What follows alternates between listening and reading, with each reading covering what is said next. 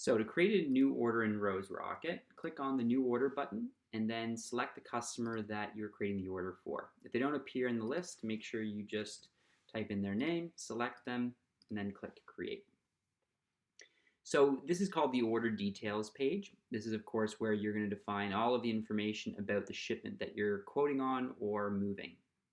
So this particular customer, Acme Company, was set to have shipper as the default billing options. So it's a prepaid shipment. So that's why their billing information is auto-populated in the shipper field. In the consignee field, I can search for the destination. So I'm going to use a Google search this time. So this is not a location that's in the address book, but I can click Search Google, select the location that I want to go to, and RoseRocket's going to auto-populate that information for me. I'm going to add the PO number as well as the reference number and a load tender number. Keep in mind that if you have multiple of any of these numbers, we suggest that you separate it by a slash or an underscore. Use some character to make it known that there's actual multiple PO numbers on this shipment.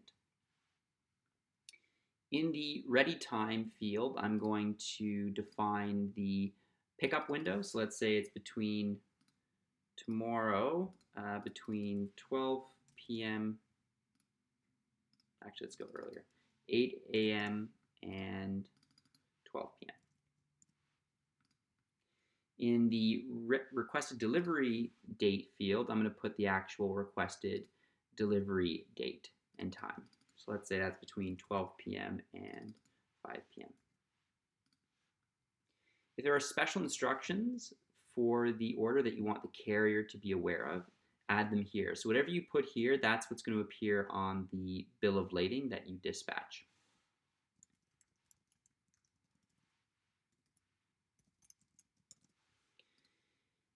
In the accessorial section, this is where you are going to add the accessorials for this particular order. So RoseRocket comes with a bunch of default accessorials. So if you click the plus sign, you can choose from this list. There are other videos that show you how to create custom accessorials. We'll talk about those later. In the commodity section is where you're going to find the freight that is actually being moved. So I'm going to go through this twice, once as if it was an FTL shipment and another as if it was an LTL shipment. So if it's an FTL shipment, you can change this to FTL. Remember that you can set this as a default in the customer profile, so you don't have to change it every time. But let's say we had a full load of hammers that we wanted to move, and let's say in this case for this load of hammers we just needed to define that it's 53 linear feet, 50,000 pounds. So that's one way of entering the commodities for an FTL shipment. If it was an LTL shipment or an FTL shipment where you wanted specific details about the load, you would select LTL hammer. Let's say we're moving just 3 skids this time. Let's say that there are standard skids. So when I added the dimensions here, RoseRocket took that footprint and multiplied it by 3, so we've come to 6 linear feet. This can be overridden. So if let's say that it's actually it's a little strained, it takes up 8 linear feet, you can actually override it. Of course, if it is a LTL shipment, we want to lower that weight a little bit. All right, next what you would do is click on the Add Commodity button if you wanted to add multiple commodity lines. So you can keep adding multiple commodity lines until you've added information for all of the items being moved.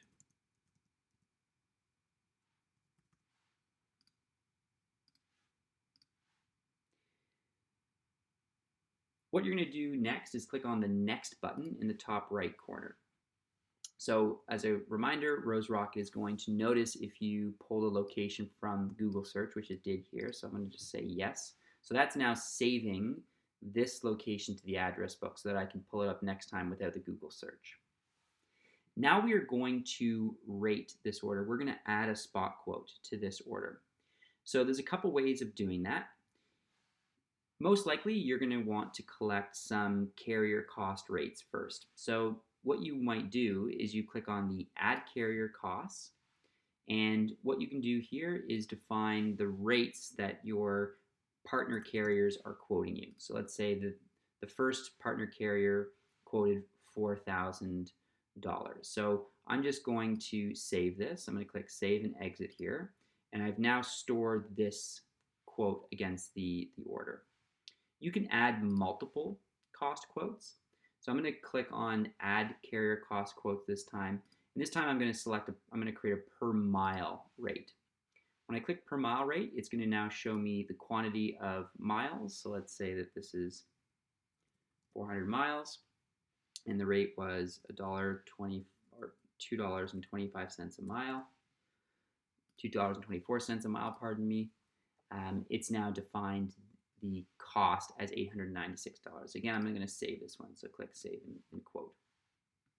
So you can keep doing that. You can add as many carrier cost quotes as you want.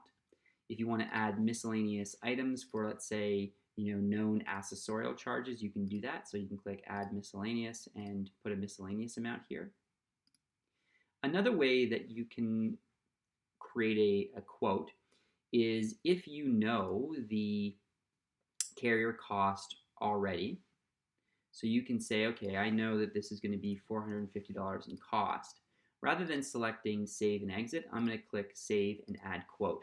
This allows me to now immediately create the quote that I'm going to be sending my customer. So if I know that the cost to me is $450, I might add $100, $550. If you need to add some miscellaneous items, you can do that.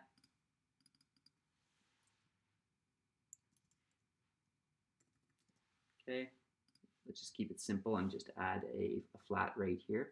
Again, if you wanted to do a per mile, you can do that. You can switch this to per mile and add a per mile rate, just like I did it for the cost. So let's say, again, this is 500 miles at $325 a mile.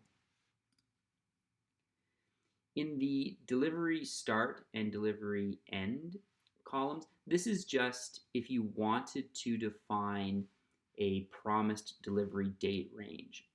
So maybe I want to say that for this quote, I'm going to select a delivery date range from the 12th to the 14th. And maybe this is expedited service. So I'm going to add that as a note here. When I'm finished, I'm going to say Publish Quote. I'm going to click Publish Quote. So if you notice, this line has Select beside it, and these two say Add Quote. Remember, these were the carrier cost quotes that I submitted, whereas this one actually has a quote.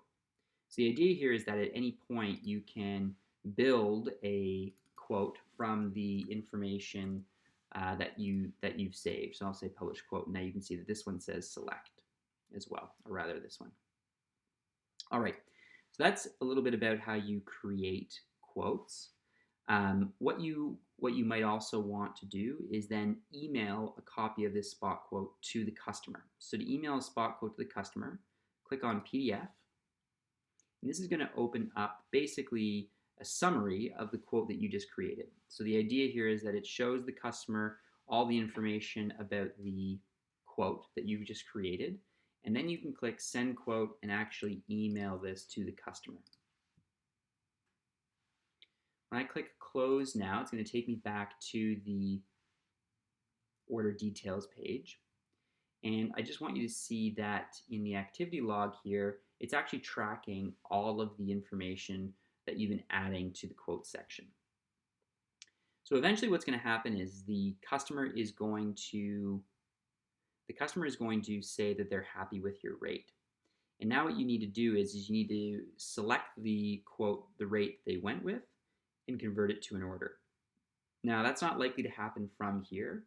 You're most likely going to be going about other work, and eventually that customer is going to get back to you. So from this screen, this is called the orders list, and there's another video on this later, but from this orders list, the customer is going to give you a reference number that you can use to search for it. So I know that, maybe they gave me their reference number back. So I'll take the reference number here.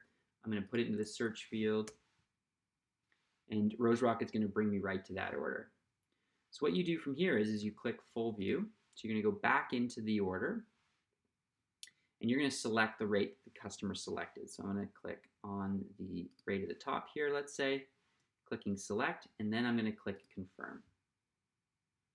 So this takes the order to book status, and from here we're going to talk about dispatching in another video.